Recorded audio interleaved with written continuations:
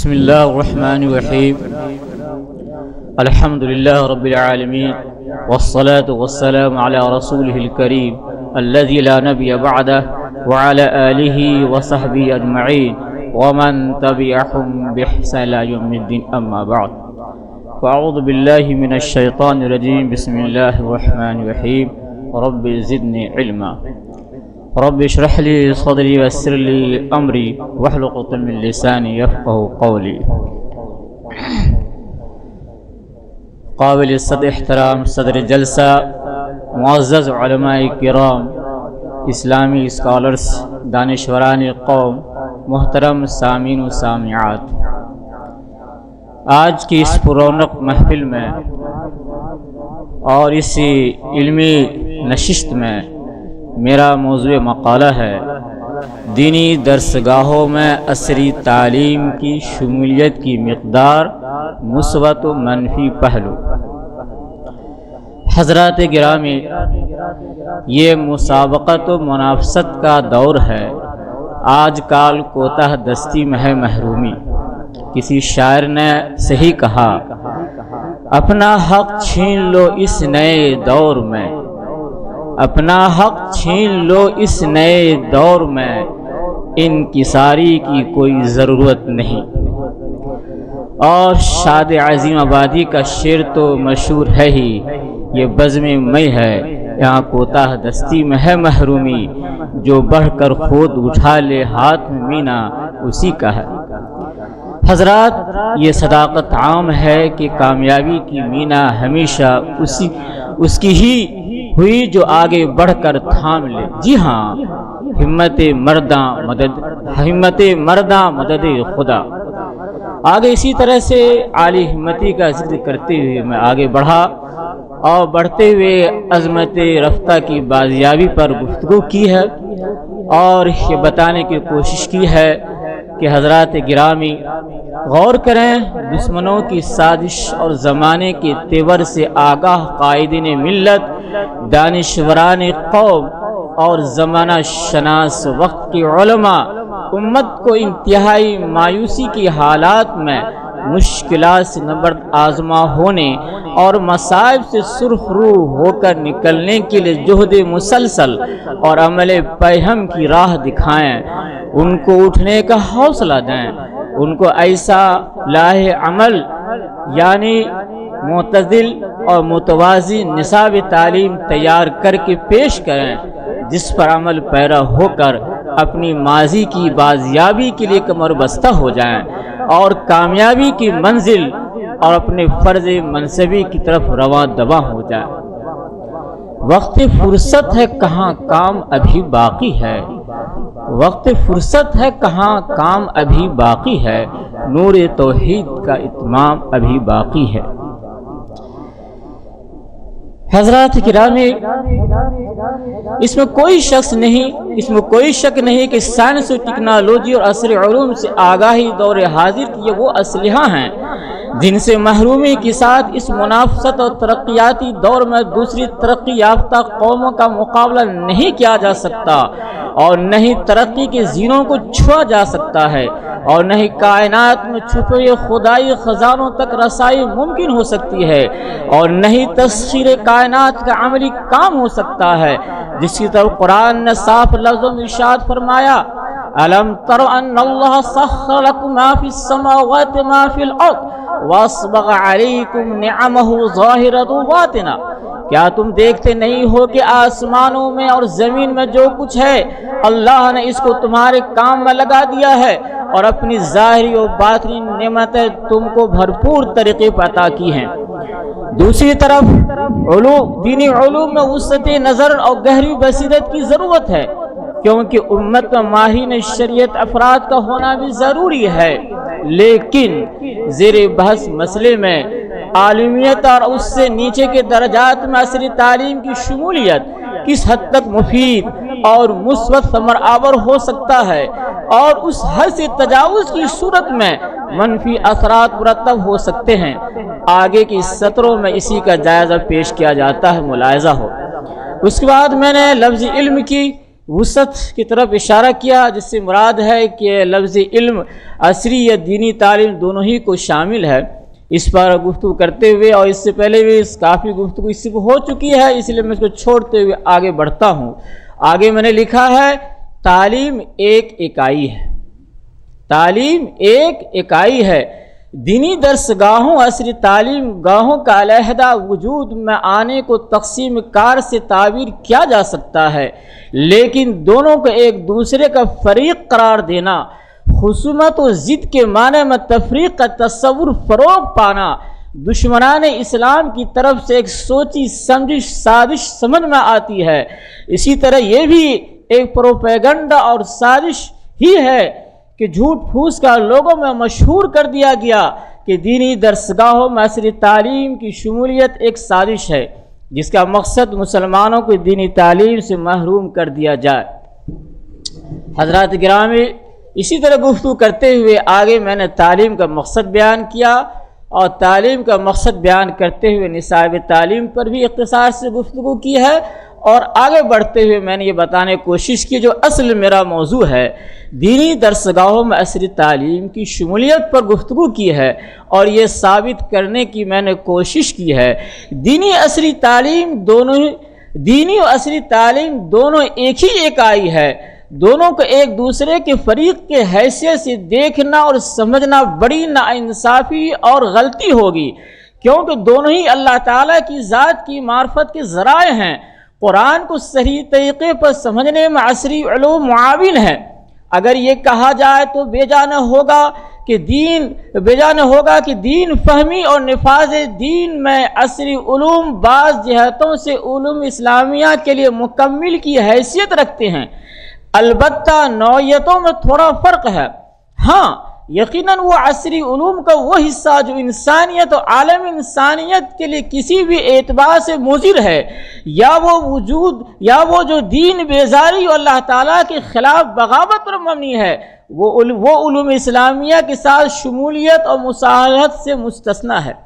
لہذا مضر حصے کو چھوڑ کر بقیہ حصے کو دینی درسگاہوں کے نصاب تعلیم میں جگہ ملنی چاہیے، اور اس کی شمولیت کو گوارا کیا جانا چاہیے، اور بیجا سختی کے بجائے عربی زبان کا حکیمانہ جملہ خذ ما صفا و دع ما کذب پر عمل ہونا چاہیے، اور رسول پاک صلی اللہ علیہ وسلم کا فرمان الکلمۃ الحکمۃ ضالۃ المؤمن فحیث وجدها فهو احق بها۔ عقل و دانائی کی بات مومن کا گمشدہ سرمایہ ہے، جہاں کہیں اس کو ملے وہ زیادہ اس کا حقدار ہے، شعار کے طور پر اختیار کرنا چاہیے۔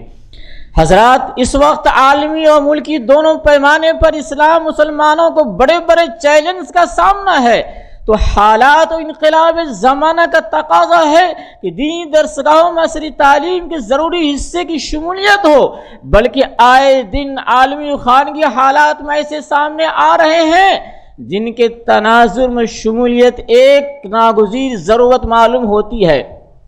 حضرات، شمولیت کے منفی پہلو، بعض لوگ آج بھی دینی درسگاہوں میں عصری علوم کی شمولیت کی یکسر قائل نہیں ہیں۔ ان کا کہنا کہ اس سے دینی تعلیم متاثر ہوگی۔ ایک تو بچے دینی مدارس کا رخ نہیں کرتے ہیں، اگر کرتے بھی ہیں تو ان کی تعداد آٹے میں نمک کے برابر ہے، ان کی اکثریت اسکول جاتی ہے یا سرے سے تعلیم ہی حاصل نہیں کرتی ہے۔ ایسے میں جب مدرسوں میں عصری تعلیم شامل کی جائے گی تو وہ کچھ دنوں کے بعد بچے مدرسوں کو چھوڑ کر اسکول ہی جانے لگیں گے، اور اگر عصری تعلیم عربی کے اوپر کلاسوں میں شامل کرتے ہیں تو وہ بچے فراغت کے بعد دین کی خدمت میں نہیں لگیں گے، بلکہ وہ دنیاوی تعلیم کے لیے کالج اور یونیورسٹی کا رخ کریں گے، جس کا نتیجہ یہ نکلے گا کہ مسجدیں ویران ہوں گی، مسجدوں کے لیے ائمہ نہیں ملیں گے، مدارس و مکاتب کے لیے اساتذہ فراہم نہیں ہوں گے۔ دینی درسگاہوں میں عصری تعلیم کی شمولیت سے بڑا نقصان لازم آئے گا، اور عدم شمولیت کا بڑا فائدہ یہ ہوتا ہے کہ دینی مدارس کے فارغین جھک مار کر دین کی خدمت کرنے پر مجبور ہر حال میں ہوتے ہیں۔ گویا ایک جملے میں دینی نقصان لازم آئے گا۔ دوسرا نقصان تہذیبی ہوگا کہ بچے غیر اسلامی کلچر اختیار کریں گے، وہ غیر شعوری طور پر اس کے عادی ہوتے چلے جائیں گے اور اسلامی تہذیب و ثقافت سے دور ہوتے چلے جائیں گے، اور یہ ایک حقیقت ہے غیر اسلامی اقدار انسانی نفس کے موافق اس سے ہم آہنگ ہوتی ہے، اس لیے انسان اس کو جلدی قبول کر لیتا ہے۔ سامعین بزم، شمولیت کے مثبت پہلو، جہاں تک دینی درسگاہوں میں عصری تعلیم کی شمولیت کے مثبت پہلو کی بات ہے تو اس میں کوئی شک نہیں ہے کہ اس کے بہت فوائد ہیں، دینی فائدے بھی ہیں، دنیاوی فوائد بھی ہیں، اور اس وقت تو اس کے فائدے کچھ زیادہ ہی دکھ رہے ہیں، اور آج اس کے فائدے کھلی آنکھوں سے نظر آنے کی وجہ سے آہستہ آہستہ وہ لوگ بھی اب دینی تعلیم گاؤں میں عصری تعلیم کی شمولیت کے قائل ہوتے جا رہے ہیں، جو کل تک کے بڑے شد و مد کے ساتھ مخالفت کرتے تھے۔ بہرحال جو لوگ شمولیت کی فوائد پر یقین رکھتے ہیں ان کا کہنا ہے کہ دور حاضر میں ایسے علماء کی ضرورت ہے جو ایک طرف دینی علوم میں مہارت و بصیرت کے ساتھ دینی علوم میں ایک حد تک دسترس رکھتے ہوں تاکہ وہ امت کی صحیح قیادت کر سکیں، دشمن کی آنکھ میں آنکھ ڈال کر بات کر سکیں، اسلام کا کما حق و ترجمانی کر سکیں، اس کی حقانیت کو دوسروں کے سامنے ثابت کر سکیں، اور ہر میدان زندگی میں اس کی آفاقیت، حقانیت، صداقت اور توفق کو آشکارا کر سکیں۔ اسی طرح قرآن حدیث کی بعض گتھیاں سلجھانا آسان ہوگا، عصری تحقیقات سے قرآن کی حقانیت کو ثابت کرنے مفید ثابت ہوگا، عصری درسگاہوں سے اسلام کے خلاف اٹھنے والے طوفان کا مقابلہ بہتر طور پر ہوگا، مستشرقین اور ان جیسی دشمنان اسلام کی زبان میں ان کی طرف سے اٹھائے گئے شکوک و شبہات و اعتراضات کا مسکت جواب آسانی سے دیا جا سکتا ہے۔ اسی طرح سے مزید ہو سکتا ہے کہ آنے والے دنوں میں علماء کو سیاسی قیادت سنبھالنے کی ضرورت پڑ سکتی ہے، تو جب ایسا وقت امت پر آ پڑے گا تو صلاحیت و اہلیت کے لحاظ سے پہلے تیار رہیں گے علماء، امت میں خلا محسوس نہیں ہوگا۔ اسی طرح مزید شمولیت کی وجہ سے شمولیت کی دلائل اور کیا ہیں؟ آگے کہتے ہیں کہ مالی اقتصادیات و معاشیات کے جدید اصطلاحات اور ان کے ادارے، ان کی سرگرمیاں ان کی اصل زبان میں سمجھنے اور سمجھانے اور ان میں اسلام کی نمائندگی آسانی سے ہو سکتی ہے۔ اس وقت جو ایک طرح کا خلا محسوس ہو رہا ہے یہ خلا پر ہو جائے گا۔ نیز امت کو اچھے وکلا قانون داں کی ضرورت ہے جن کی علوم اسلامیہ میں گہری نگاہ، عمیق بصیرت ہو، اسلامی اصول و قوانین پر اچھی پکڑ ہو، جو ملک کے اندر اسلام و قوانین اسلام کی صحیح ترجمانی وکالت کر سکیں، میڈیا کا صحیح طور پر سامنا کر سکیں، اور ڈیبیٹ میں جب حصہ لیں تو سوالات کے جوابات دینے کی بہتر صلاحیت کے مالک ہوں۔ نیز ملک و ملت امت مسلمہ کو اچھے صحافی کی ضرورت ہے جو اسلامی صحافت کا رول ادا کر سکے۔ اس وقت صحافت کی دنیا موجودہ خرابیوں سے صحافت کو پاک کر سکے، صحافت کو مظلوم و ستم ظریفوں کی آواز، حق کا نقیب، عدالت و انصاف کا ترجمان بنا سکے۔ میڈیا کا جو اصل کام و ذمہ داری ہے وہ سیدھی بات کرے، لوگوں تک صحیح خبر پہنچائے، حقائق کا آشکارا کرے، اصل چہرے کو بے نقاب کرے، صحیح صورتحال سے لوگوں کو آگاہ کرے، مجرمین کا پیچھا کرے، معاشرہ اور سماج میں پھیلی ہوئی برائیوں پر نکیر کرے، فحش تصاویر اور حد کا آمیز کارٹون پر کنٹرول کرے، مخربی اخلاق چیزوں کی اشاعت پر لگام لگائے اور تعمیری چیزوں کی اشاعت عمل میں لائے اور فاسد چیزوں کو شائع نہ کرے، وغیرہ وغیرہ۔ حضرات، علمی میدانوں میں نت نئے تحقیقات کے اصولوں سے فائدہ اٹھایا جا سکتا ہے۔ دشمنوں کی طرف سے اسلام مسلمانوں کے خلاف اٹھائے گئے سوالات سے آگاہی حاصل کر کے جہاں ایک طرف ان کو ان کی زبان میں جواب دیا جا سکتا ہے، وہیں جدید یافتہ مسلمانوں کے سامنے اسلام کا تعارف اور اس کی اچھی تفہیم ہو سکتی ہے۔ مسلمان بھائیوں کو گمراہ ہونے سے بچایا جا سکتا ہے اور تحقیق کا دائرہ بڑھے گا اور بہتر طریقے پر انجام پائے گا۔ حضرات گرامی نیز لسان قوم میں گفتگو ہو سکتی ہے، ان کے لب و لہجے میں بات چیت کر کے اسلام کے پیغام و دعوت کو ان تک پہنچایا جا سکتا ہے، برادران وطن میں اسلام کے خلاف غلط فہمیوں کا ازالہ کیا جا سکتا ہے، ملک کے اندر امن و آشتی کی فضا بنانے میں سہولت ہوگی، مذاہب کے تقابلی مطالعے کے ذریعہ قدر مشترک اشیاء کو لے کر اسلام کی صداقت و حقانیت اور اس کی فوقیت کو ثابت کیا جا سکتا ہے اور بمانگ دہل کہا جا سکتا ہے۔ یہی دین اسلام آخری مذہب ہے، یہ سب کا مذہب ہے اور پوری انسانیت کے لیے نجات دہندہ ہے، اور بتایا جا سکتا ہے کہ اس کا سرچشمہ قرآن ہے۔ یہ دوسرے تمام مذاہب میں موجود باقی ماندہ آسمانی الہامی چیزوں میں جن کی تصدیق کرے وہی صحیح ہے، اور جن کی تقلید کرے وہ غلط اور الحاقی ہیں، اور یہ اللہ کی طرف سے آخری وحی الہی اور آخری ایڈیشن ہے۔ یہ جس مذہب یعنی اسلام کو پیش کرتا ہے سچا اور برحق ہے، اور پچھلے تمام مذاہب کو منسوخ کرتا ہے۔ حضرات گرامی، آپ کے سامنے دونوں ہی پہلو آ چکے ہیں، اب آگے سیدھی اور متوازن بات۔ اللہ تعالیٰ کا ارشاد ہے ربنا آتنا فی الدنیا حسنۃ وفی الآخرۃ حسنۃ وقنا عذاب النار اولئک لهم نصیب مما کسبوا واللہ سریع الحساب۔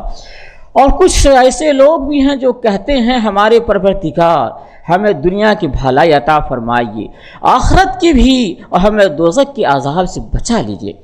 اس کی تفسیر میں استاذ گرامی عالی قدر، فقیہ عصر، مفکر ملت، مترجم مفسر قرآن حضرت مولانا خالد صف اللہ صاحب رحمانی دامت برکاتہم رقم فرماتے ہیں، گویا مسلمان کا طریقہ یہ ہے کہ وہ خدا سے دین و دنیا دونوں کی بھلائیوں کے طالب ہوتے ہیں۔ صرف دنیا کے لیے دعا کرنا آخرت پر ایمان سے محرومی کی دلیل، اور صرف آخرت طلب کرنا اور دنیا کے بارے میں خدا سے سوال نہ کرنا اللہ سے ایک گنا بے نیازی ہے۔ اس لیے یہ دونوں ہی باتیں مذموم ہیں۔ انبیاء اور اللہ کے نیک بندوں نے دونوں چیزیں انبیاء اور اللہ کے نیک بندوں نے دونوں چیزیں اللہ ہی سے مانگی ہیں۔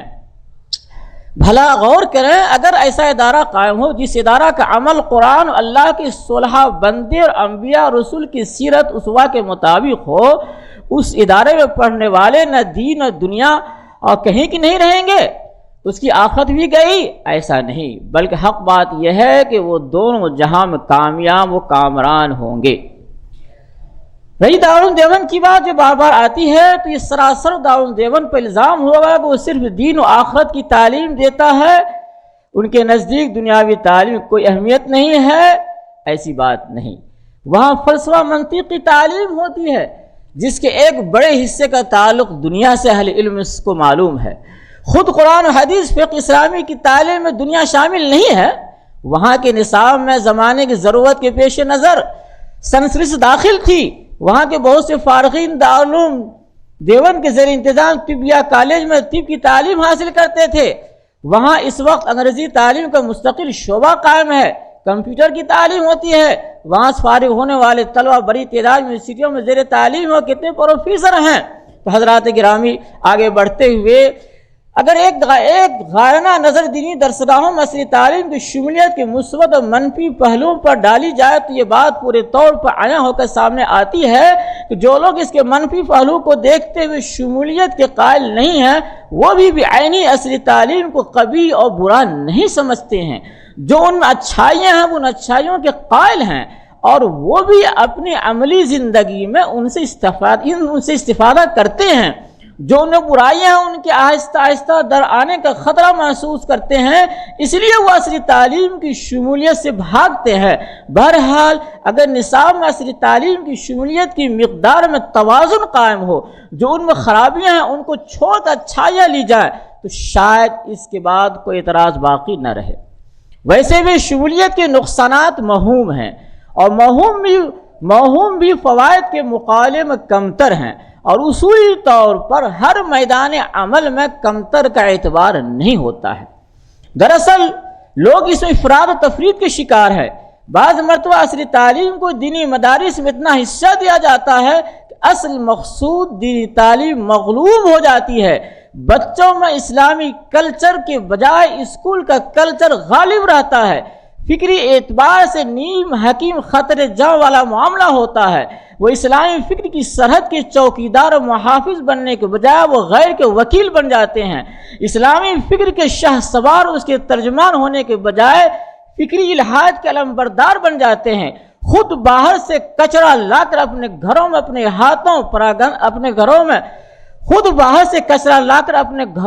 ہاتھوں پراگندہ کرتے ہیں اور وہ اس کو بڑا کارنامہ سمجھتے ہیں اور اپنے آپ کو موجودہ دور کے مفکرین گردانتے ہیں اور ہم چنی دیگر نست کا مظہر بنتے ہیں۔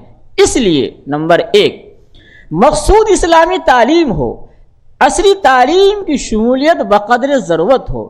جیسے سالن کے ذائقے کو صالح اور درست باقی رکھنے کے لیے نمک کی مقدار مناسب اور بقدر ضرورت ہو تو ٹھیک ہے، ورنہ وہ سالن بے ذائقہ ہو جائے گا۔ یہی حال دینی درسگاہوں میں عصری تعلیم کی شمولیت کا ہے، وہ مناسب مقدار و کیفیت کے اعتبار سے بمنزل نمک ہے۔ نمبر 2، عصری تعلیم کی مقدار اتنی ہو کہ وہ مغلوب رہے اور دینی تعلیم غالب رہے۔ نمبر 3، لباس و پوشاک اور ماحول اسلامی ہو، نہ کہ اسکول کا کھلا ہوا ماحول۔ نمبر 4، ابتدا میں انسان جب چڑھتی جوانی پر ہو تو قدر سختی کے ساتھ بچوں کو اسلامی تہذیب و ثقافت کا عادی بنانے کی کوشش کی جائے۔ ان کو آئین زندگی مکمل آزاد چھوڑنا مضر ثابت ہوتا ہے، جیسا کہ مشاہدہ ہے۔ مسلمانوں کی آزادی اسلامی حدود و دائرے میں ہو تو مستحسن ہے، ورنہ وہ آزادی اسلام کے قلادے کو اپنی گردن سے نکال پھینکنے کے مترادف ہے۔ نمبر 5، دین درسگاہوں کا ایسا نصاب تعلیم تیار ہو جس میں منتہی درجے سے 2 سال پہلے تک دینی و عصری تعلیم کا ایک ساتھ آمیزش ہو، جس میں عصری تعلیم کے اہم مضامین تکرار کو چھوڑ کے لیے جائیں اور اسکول کی 10ویں کلاس تک کی تعلیم ہو اور بچیوں کو 10ویں کلاس کا سرکاری امتحان دلایا جائے۔ مستقل اس کے بڑے فوائد ہوں گے۔